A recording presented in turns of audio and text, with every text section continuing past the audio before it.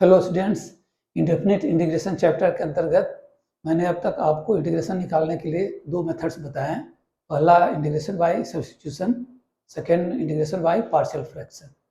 अब मैं आपको बताने जा रहा हूँ इंटीग्रेशन बाय पार्ट्स। आप देखिए व्हाइट बोर्ड को, मैं बता रहा हूँ, आप समझने का प्रयास करें इसे। ये जो टेक्निक है इंटीग्रेशन बाय पार्ट्स, इस टेक्निक के माध्यम से हम लोग प्रोडक्ट ऑफ टू फंक्शंस का इंटीग्रेशन निकालते हैं।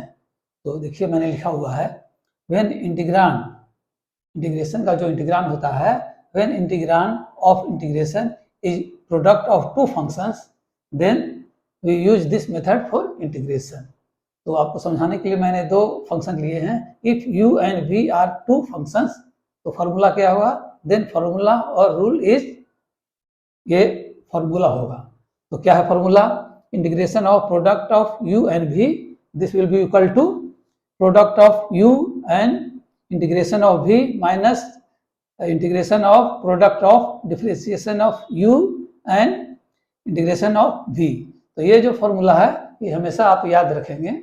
इसी फॉर्मूला के माध्यम से आप प्रोडक्ट ऑफ टू फंक्शंस का आप इंटीग्रेशन निकाल सकते हैं। अब क्वेश्चन उठता है कि ये जो प्रोडक्ट ऑफ u और v है, इसमें फर्स्ट फंक्शन कौन है और सेकंड फंक्शन कौन है। ये इंपॉर्टेंट है क्योंकि इसी के आधार पे आपका क्वेश्चन आसानी से सॉल्व होगा, नहीं तो आप घूमते रह जाइएगा, आप सॉल्व नहीं कर पाइएगा। तो इसलिए मैंने कहा here important is choosing u, that is first function. तो इसके लिए मैंने लिखा है, इसे आप याद भी कर लेंगे।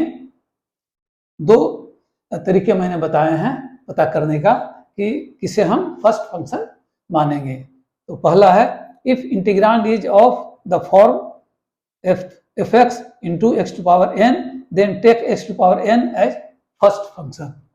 सेकेंड है, if integrand consist of logarithmic और inverse trigonometric function, then take it first function. मतलब कि ये दोनों में से यदि कोई लॉगरिथमिक फंक्शन हो या इनवर्स ऑफ ट्रिग्नोमेट्रिक फंक्शन हो तो उसे आप फर्स्ट फंक्शन के रूप में लेंगे। लेकिन यदि कोई एक फंक्शन हो और उसमें दूसरा फंक्शन नहीं हो तो सेकंड फंक्शन को आप वन मानेंगे। इसलिए मैंने लिखा है, if integrand consist of logarithmic और inverse trigonometric function, then take it first function. In such case if second function is not there, then take one as a second function. अब देखिए कुछ एग्जाम्पल मैंने लिखे हुए हैं और मैंने बताया हुआ है कि इसमें कौन फर्स्ट फंक्शन होगा। तो देखिए मैंने लिखा है, integration of product of x square and sine x, इसमें हम एक्स स्क्वायर को फर्स्ट फंक्शन मानेंगे इस तरीके के हिसाब से या इस नियम के हिसाब से। अब सेकेंड वन है, integration of product of x to power n and log x, इसमें हम लॉग एक्स को फर्स्ट फंक्शन मानेंगे इस नियम के हिसाब से, क्योंकि इसमें लॉग फंक्शन है ये वाला, तो हमने लॉग एक्स को फर्स्ट फंक्शन माना। अब थर्ड वन है, integration of log of 1 plus x square. तो आप देखेंगे गौर से कि इसमें एक ही फंक्शन है, log of 1 plus x square, इसमें सेकंड फंक्शन नहीं है, तो आप सेकंड फंक्शन 1 मानेंगे। इसलिए मैंने लिखा 1 एज सेकंड फंक्शन इस नियम के हिसाब से। अब जो फोर्थ वन है वो है integration of product of x and inverse of 10x।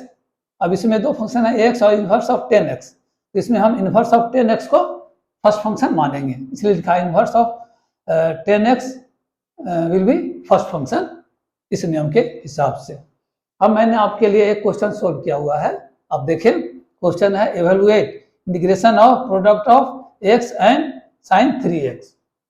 अब यहाँ देखिए, यहाँ हमने x को फर्स्ट फंक्शन माना हुआ है, तो integration of product of x and sine 3x, इसे हम फिट कर देंगे इस फॉर्मूला में। तो मैंने इसे लिखा है, x into integration of sine 3x minus integration of product of differentiation of x and integration of sine 3x।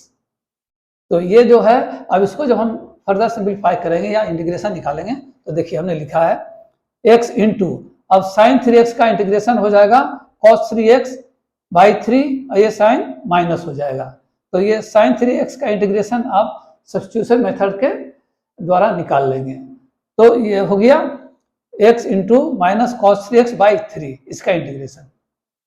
अब इसका देखिए डिफरेंशिएशन ऑफ x हो जाएगा 1, तो हमने 1 लिख दिया। अब ब्रैकेट में इसका इंटीग्रेशन ऑफ साइन 3x का इंटीग्रेशन हो जाएगा माइनस कॉस 3x बाई 3, अब ये dx लिख दिए। और फिर फर्दर इसे हम लिखेंगे minus x by 3 cos 3x plus 1 by 3। अब ये जो माइनस है ये माइनस है, दोनों मिलके प्लस हो जाएगा, दोनों मल्टीप्लाई करेंगे तो प्लस हो जाएगा, इसलिए प्लस साइन मैंने लिखा है।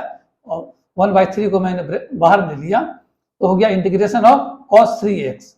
अब यहाँ पे हम इसका इंटीग्रेशन निकालेंगे, लिखेंगे, तो हो गया minus x by 3 cos 3x, जो ये है वही मैंने लिख दिया, प्लस 1 बाई 3 ये वाला लिख दिया।